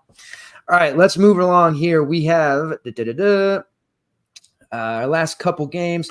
Utah versus Oklahoma State. It's a 52.5 total. Oklahoma State 2.5-point favorites. Cam Rising is recovered enough from his hand injury for Utah to play. There was some rumors floating around that he had tetanus and other stuff. That's some rogue troll Twitter accounts that were passing that around. So whatever. Cam Rising, when healthy, is very good. We know that. He's just injury prone galore. And wouldn't you know it, another quarterback in that bucket. He's 7.9K. When firing on all cylinders, can definitely put up 30 plus, has some rushing upside, but I don't know that we can use him here just because I'm worried about injuries popping up with him. We have other quarterbacks in that range. Oklahoma State defensively, they're porous, so there's definitely upside, more of a DPP look or perhaps an afternoon only slate type of play. I do have interest in running backs. Wouldn't you know it?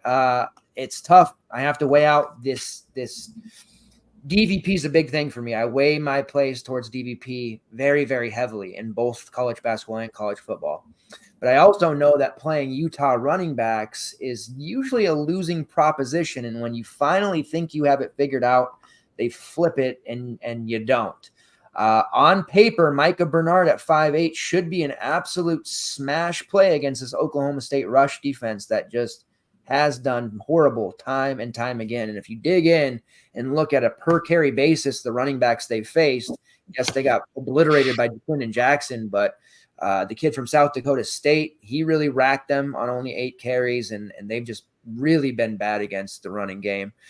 We've seen Bernard eclipse the 100-yard mark in each of his last 2 games, and that was against Utah State and Baylor, so not totally dumpster fire teams.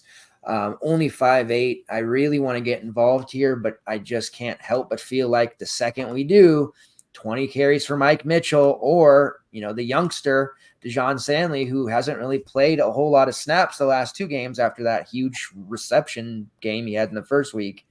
Could he maybe kind of, bounce out here and break a long 70-yarder against Oklahoma State? He absolutely can. And that takes that opportunity away from Micah Bernard.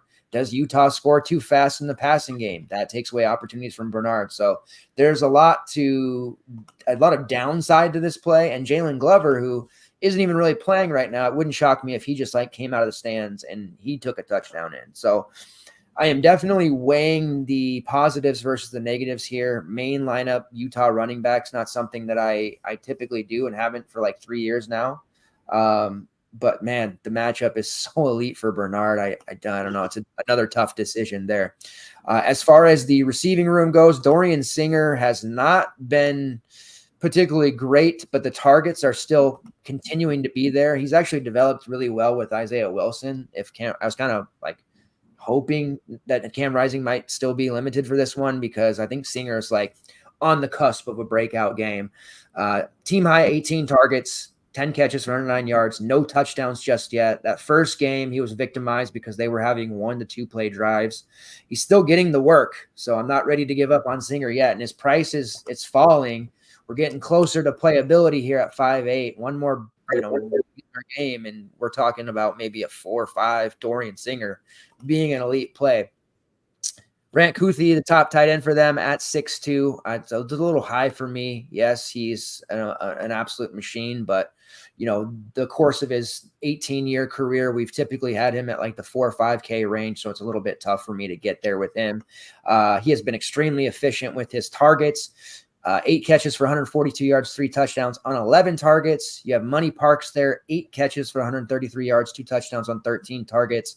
And then Caleb Lohner, who's just been targeted the 6th time, but he has 2 catches for 31 yards and 2 touchdowns. The basketball/football player priced at 3.6 there, an afternoon slate only play perhaps. But he's just in the red zone. They looked to him, tall option, strong guy. So main decision here is, do I play Michael Bernard or do I just kind of hope for, everybody to get rug pulled there? And then on the Oklahoma State side, Allen Heisman Bowman after last game, 396 yards and 5 touchdowns. As one of the 19% of folks that owned Ollie Gordon last week, each one of those was just a dagger to the heart. And every single time it ended up turning off that game and moving on to the next slate because it was very, very painful. For the record, I don't think we see Allen Bowman throw together 40 against Utah here. I think defensively they're good enough to keep him around the 20-point range that we typically would see Allen Bowman. If he throws for 405 against Utah, then maybe he is a Heisman in year 9. So that being said, 8-3 for Bowman is a no for me. His receivers are getting pretty spendy. Presley at 7-4, he's been good, but that's high.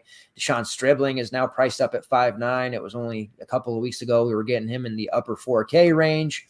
Rashad Owens is the cheapest of their main group at 4-7, but as I say almost every week, he kind of needs somebody to be injured in front of him to really kind of ascend. He's been decent, but not really a very good option. And then saving the best for last, our guy Ollie Gordon. He's priced at 9-7. He's obviously not going to be a main team play this week, but I think you'd be a big fool to not have Gordon exposure somewhere. If you're typically a one lineup guy, or you do the single entry stuff like me, you want to make an exception this week. You want to get a GPP lineup because we're going to get the opportunity to have Ollie Gordon at less than 10%, which is something we haven't had since early last year when most people didn't even know who he was yet. Only 5.5 DK points last week, 17 carries, 41 yards, 1 reception for 4 yards. The Oklahoma State offensive line is awful. They can't rush. They can't block on any running plays. When it's pass blocking, somehow Bowman is staying upright for long enough to get to his 3rd and 4th read, which is just totally maddening. You go back to the week against Arkansas when they were scoring a ton of points and it went to overtime. He only had the 17 carries for 49 and a touchdown, which kind of saved his day. But it's a very high price. It's 2 straight games under 20 DK points. There's just no way people are going to roster him. You have literally 9 to 10 other running backs who are probably more viable due to matchup, price, opportunity, all of that stuff. But again, it's Ollie Gordon. And if you fully fade him after we've been on him 3 straight weeks and he rewarded us in week 1 when, what was he like 30% on the week 1 slate, which felt low because usually we're used to him being 50% and he rewarded us with a 40, right? But maybe we should have noticed even then that, yeah, he had 27 carries, but only 104 yards. The YPC was only 3.9. The offensive line wasn't blocking well. He scored 3 touchdowns. Maybe Ollie Gordon becomes more touchdown reliant than anything, maybe more of a FanDuel play than a DraftKings play. But again, the second we've played DFS for way too long, and we just know, numbers and optimizers and projections, they can't tell you this, but I can from playing.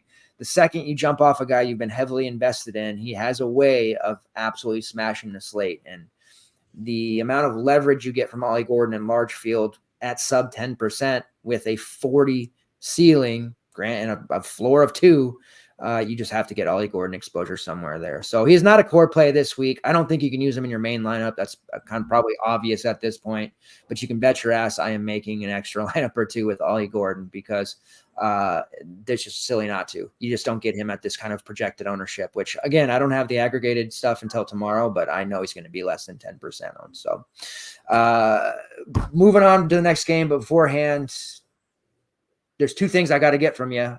Are you going to trust a Utah running back? And, what's your relationship with Ollie Gordon at this point? Yeah, man, Dejon Stanley for 17 touches and 150 yards and 3 touchdowns. It wouldn't shock me. It is really tough to think that what's going on in that backfield.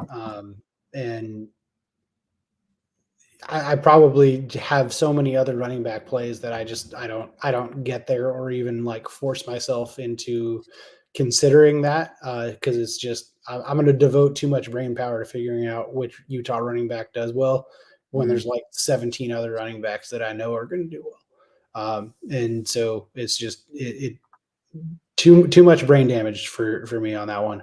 As far as Ollie goes, I think it's pretty clear that like teams are just going into these games going, well, between Ollie and Alan Bowman, we're going to let Alan Bowman try to beat us. And personnel stacking the box. And as was the case last week, it was Tulsa.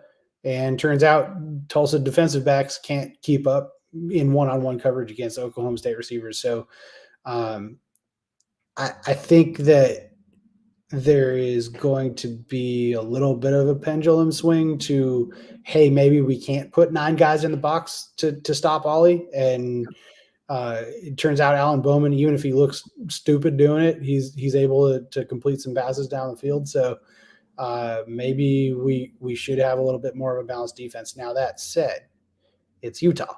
It's not Tulsa.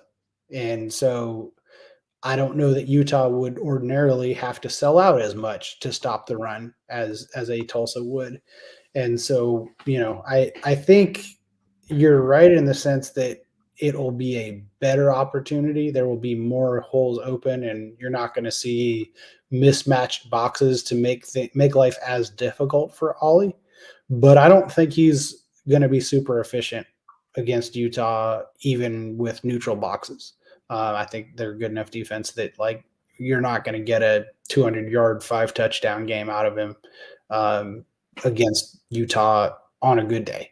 And so I'm probably less likely to even allocate, alt lineups to Ollie than you are, but you're right, man. Does it feel bad if you get off him and that's the week that he pops all the big ones? I'm going to go with against Utah is probably not that weak. And I'm going to stick with all my running backs that I do like. And if you nail Ollie at sub 10%, good for you. But I'm probably getting off. Fair enough. USC versus Michigan, total of 43.5. USC 5-point favorites. This will take us home. Final game of the slate. Let's hear it. Yeah, man. Wish this was a more DFS friendly game because it is a game that I have a lot of just emotional interest in. As an SC fan and also as an Ohio State fan, Michigan is the anti-hero, right? And so I very much am excited for this as a football game. I don't really like a whole lot of the pieces from a DFS perspective. Miller Moss, right into our archetype of an $8,200 quarterback that doesn't run, and going up against a Big Ten defense on the road. Just every red flashing signal telling me to not use Miller Moss, and so I'm going to stay away there. Even though Quinn Ewers made quick work of Michigan's defense. I think that's more about how good Texas is and not that Michigan's defense has fallen off massively and drastically. I think they're still going to be pretty tough.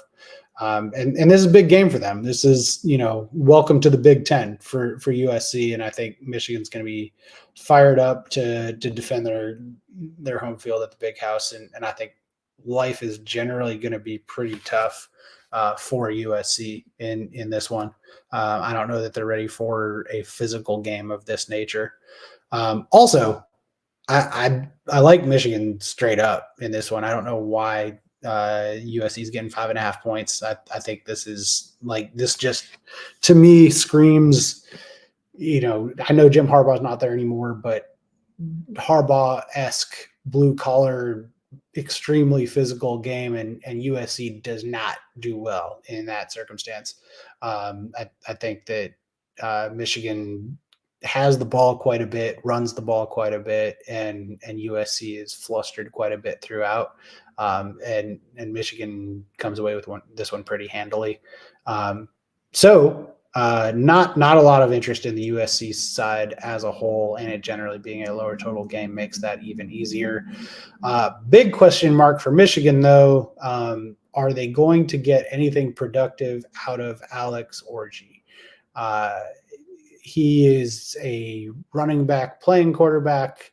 We have not seen him throw the ball effectively ever. I don't know. Maybe he did in high school. He probably did if he played quarterback, but we haven't seen him do it on a college field. And USC is a defense that just about any quarterback should be able to do pretty well against. And if there were ever a time for them to release him, this is it. And I think that was a great move by the coaching staff, switching to him for this one in a pretty soft matchup in which I think the defense will put him in advantageous positions where he's not having to, come back from 3-score leads like he would have against Texas. But I think we see a lot of the running game, including Alex Orji, who is, quite a bit cheaper than the other quarterbacks and does have, almost entirely rushing upside. So could we get, 100 yards and 2 scores on the ground from him and not have to use a running back spot? Yeah, we could. That'd be nice. And I think it is possible, and it is interesting. And he's one of the pieces that is more interesting from this game. Donovan Edwards is washed, apparently. Hasn't cracked the 100-yard mark yet, even though he's got 3 games, and one of those games was against Arkansas State. Don't know quite what's going on there, other than Khalil Mullings looked great. 15 for 153 and 2 against Arkansas State. He was the entire offense, other than the defense being the offense from Michigan last week. And so I think of those two, even though Mullings is 1,000 lower at 7K, I'm probably going to have more interest in Mullings, except that he's the same price as every other running back that I like, some of which don't have to share carries. So, comparatively like Mullings more, but don't know that I'm necessarily going to get there. Woody Marks, I guess I should shout out. He's been fantastic so far for USC, and he'll see some check down work. I don't think there's going to be a lot of room for him to run in the traditional running game. Zachariah Branch is my kryptonite. I want to play him on every slate that he's on, but even he is not appealing on this slate against a pretty tough Michigan defense.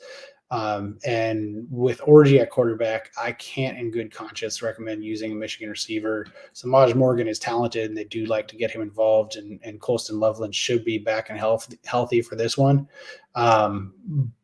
But do we think that Alex Orji is going to be that young quarterback that peppers the tight end, or do we think he's going to be that young quarterback that takes off and runs at the first sign of danger? It's a tough call. If you think that he's going to pepper the tight end, Colston Loveland's a great play, 6,600. I don't think anybody's playing him. And if you want to pair him with Orji, that's a pretty unique lineup, and it's a way to get different. But I just that's a lot of faith in that offense to operate that way. I think they are not going to have trouble running the ball, and I think they just do a lot of that. You'd end up being pretty touchdown dependent if you used a Loveland or a Samaj Morgan. So really just Orji and Mullings are the kind of plays of interest, and I'm not especially interested in either of them. Yeah, you're a level-headed USC fan. If I'm to believe the overhyped USC fans on social media, your Trojans are going to go undefeated and going to win the first ever expanded playoff, and they're going to beat Michigan by 30. And I think they're definitely good, but I was starting to feel like I was the only one who thought maybe they weren't quite as good, and they should be number one and all that. So great analysis there, because I do think this is going to be a little bit tougher, and it doesn't seem like many in the industry are agreeing with your assessment there. And you're an actual USC fan, so you guys can believe what he's saying there, because this doesn't seem like a good opportunity. And Marks, who's been great as you mentioned, he's priced at 7.5. Can you get enough PPR work there to outscore some of those other guys like Neal? Tough to say.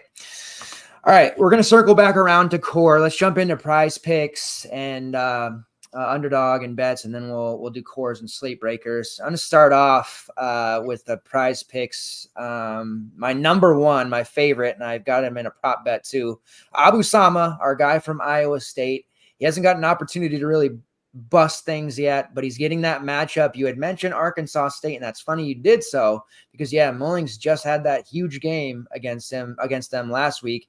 And if you go back to week 1 when they played Central Arkansas, the RB1 is named Shunderick Powell, only 15 carries, 180 yards, and 2 touchdowns. If ever there's a game for Sama to remind people just how good he is, it's this one. It would be truly shocking if he didn't hit 100+ yards. So we're taking his PrizePicks number over 72.5 rushing yards. Way too profitable there for us. We've got to be all over that. Also on my guy, Caleb Johnson, just going to keep going back. I know it's Minnesota, but they gave up over 120 yards in week 1 to Amarion Hampton, 78.5 rushing yard prop on PrizePicks.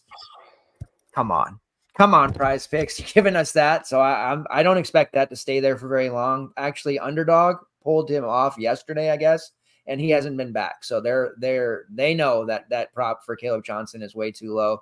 Over 78.5 rushing yards. Again, I don't care. That's Minnesota. Arch Manning will be getting the start. We kind of figured that. I thought that was common knowledge after last weekend, but then they came out and officially said it yesterday, and everybody's like, "Oh my God."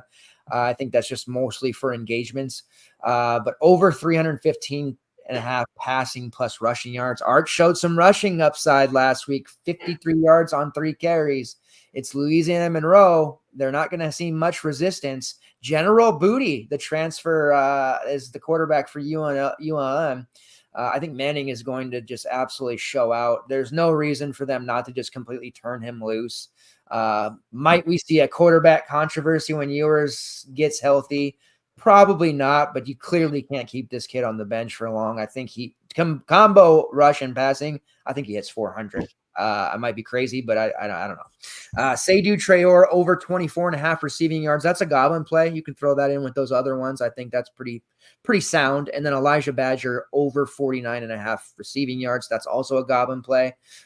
Florida has nobody else to throw the ball to, basically. Chimere DK and Boardingham, but Badger is a nearly 1,000-yard receiver for a poor ASU team, so I think he hits his over pretty easily there. What are some of the PrizePicks or Underdog plays that you're looking at, my good sir? So it's not necessarily a play, and it's a function of how little UL Monroe throws the ball in general and how ineffective they'll probably be when doing so. But just want to point out, General Booty's passing yards on PrizePicks is 75 and a half. 75 and a half. Under 100, well under 100 for a passing. That's crazy. Total. I don't think I've seen 75 and a half before. It seems disrespectful to the Booty family, but it's an offense that likes to run the ball. I just think in the kind of game script that they'll be in, 75 and a half seems reasonable. But we'll see. It'd be an interesting one to throw in there, on a low dollar bet, just to have a General Booty sweat. Love it.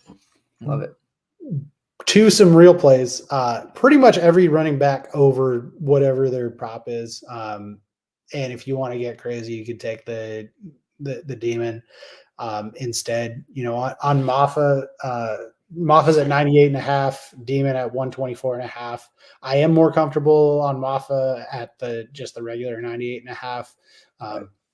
Not one I would push the Demon on necessarily, but I do like him there.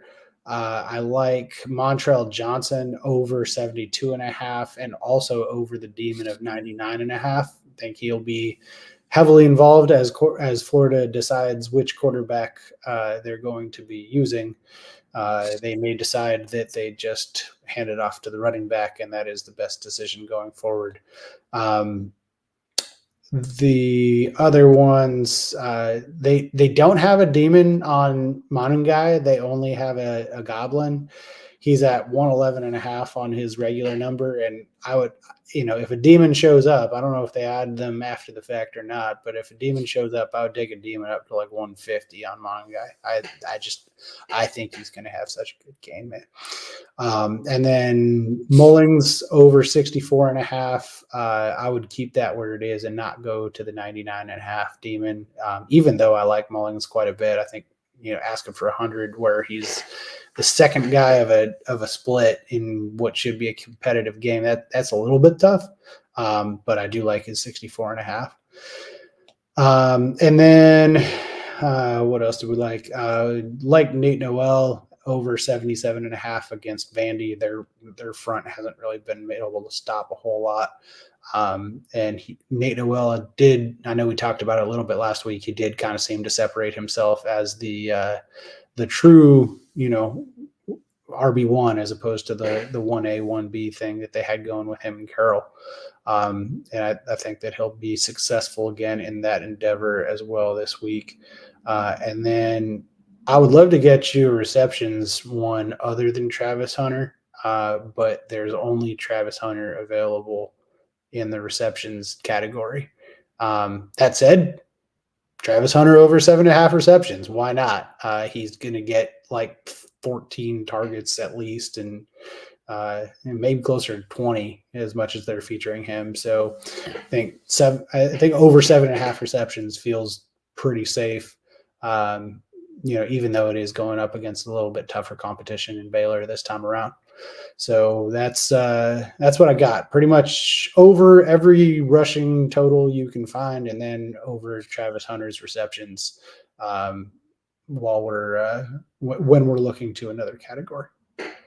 Nice. I have 3 on Underdog I want to throw out, and then we'll move on to bets and then the end here. Ja'Cory Brooks over 63.5 receiving yards. I feel a 100-yard game is brewing for him.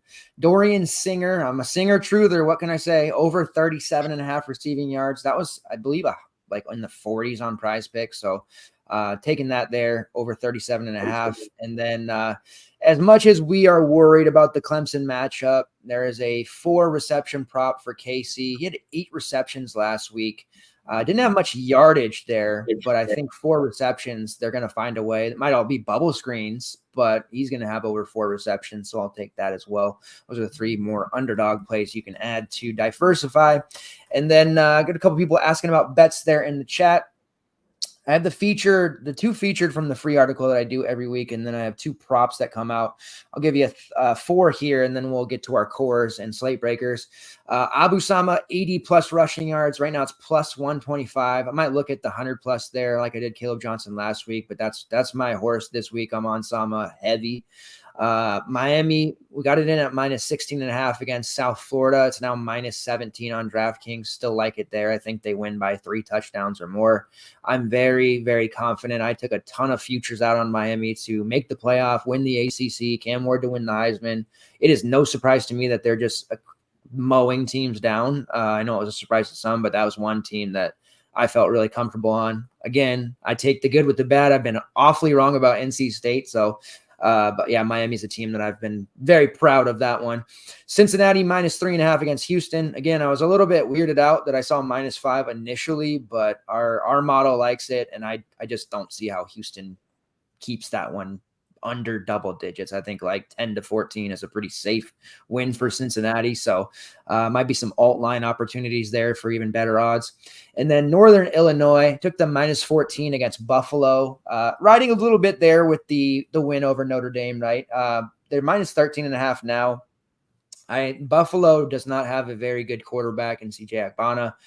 NIU has an elite running back and Ethan Hampton, who on max slates, I think Ethan Hampton's going to be like a god. I mean, we're talking about a guy who we might have to pay $9K plus for on max slates.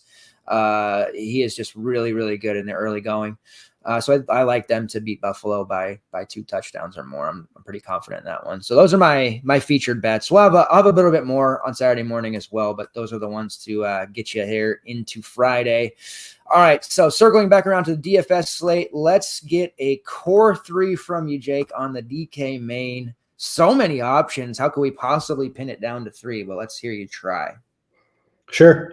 So we'll go try to do things, to make things a little bit realistic, because we're not going to just pick the most expensive guys every time, right? So gonna start with Baron Morton, who is expensive at quarterback.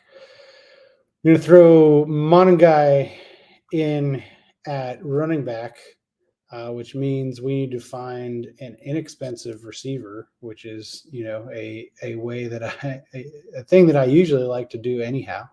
And so we're going to go with Ja'Cory Brooks at receiver. Definitely. Yeah, it's weird when you actually look at it as a whole now and the top price. It's odd to see ASU quarterback Sam Leavitt as the most expensive quarterback on the slate. I just had that same thought scrolling through all the quarterbacks. I was like, yeah, like the Jalen Burrow 10K guy. Yeah, like breaking down the slate, like I never once thought like, oh wow, that's weird because I didn't look at it like that. I was going game to game, but yeah, now that I look at it, it's like, wow, that's interesting. All right, so for me, Taylon Green, I mean, I'm eating the chalk there, but he's done us so good already. I don't know how I get away from him. Devin Neal, it's another expensive one there, but this is one I don't want to get. You're not talking me off of because you're on him, but this is one that I like, one of those plays where I feel like with all the different running backs, there'll be an opportunity for the industry to maybe outsmart itself and come up with it's on the road. Jalen Daniels is playing good right now and talk themselves out of Devin Neal. I don't want that to happen. It won't happen to me. I'm just stuck in my conviction there, and I'm playing all the Devin Neal I can handle. If he fails like Ollie, so be it. But I just can't get away from that one. And then as far as receivers go, I think Ja'Cory Brooks is the right answer because of his price there. But to get a little bit different, I think what I will do is lean into my specialty, the cheap tight end play. We need the value at receiver. Going cheap receivers usually when we're at our best. But Seydou Traore at 3.7K, one of my favorite values. I don't think he's going to like put up some massive 20 plus or anything, but I think that 550 and a touchdown line is very probable for him, and getting 10 plus fantasy points out of 3.7 is more than enough for me. I do think it's going to be a high scoring slate, and that takes us into slate breakers. And I want to make a touchdown call. I think this is the week that Seydou Traore scores his first touchdown for Mississippi State. And not only that, I think he might even score 2. So Seydou Traore is my touchdown call of the week. I don't do that every week, but that's one I feel passionately about. And that takes us into everybody's favorite segment and ends the show on Jake's slate breakers. He had the sicko Ty Felton call. It was so hot. We've been on some fumes the last couple of weeks, but we're filled back up and we're ready to knock it out the park this week. Who is the slate breaker play for you, and what will that stat line be, Jake? Yeah, so we've been going with explosive receivers as kind of the theme. We are going to zig a little bit away from that this week, and go with somebody that we do expect to certainly have some volume. But we're going to go with Kyle Monangai from Rutgers. We're going to go 250. Well, we're going to go 30 carries, 250 yards, and 4 touchdowns for Kyle Monangai. Ooh, I love it. This is one like in my head, I knew you were going to go this way, and I think it's a very smart play. And if of all the, you've been very good at these, and like the Felton call, like that one, I felt pretty confident in. This one, I'm with you on. Like I wasn't sure if I was going to play him in my main, but you've definitely sold me. I'm going to be getting him in there with Devin Neal. I don't care how I have to do it, but yeah, I'm sold. 200 plus yards. Let's do it. All right, that will wrap it up. We, extra long show, but we get it done. We strive for the 2 hours there. A record number of people watching live tonight. Very excited about that. Appreciate you guys' continued support. Make sure that you are following us on Twitter. That SF Giants guy at WDeuce85. We're also very active in our Discord. If you're not a member of FTN yet, you should really consider that. Our NFL team is smashing it already. The data and tools and optimizers and projections that we have are honestly some of the best, if not the best in the nation. And we have the DVOA guy. What more could you want? Be back Saturday morning, 1 hour before lock, answering all your questions, any comments, concerns, last minute lineup advice. We'll also be doing the news dump that we do. There's lots of injury designations on this main slate. And then, of course, we'll have content galore. Tomorrow, the main slate drop will happen, the prop betting article, and then, of course, the night slate from Jake on Saturday afternoon. Appreciate your guys' continued support. We'll be back Saturday morning. All the green screens. Let's get back in the winner's circle. It's been a great season so far. Last week, a little bit of a setback. This week, we'll get it happening. Take care, guys. Appreciate it. See you.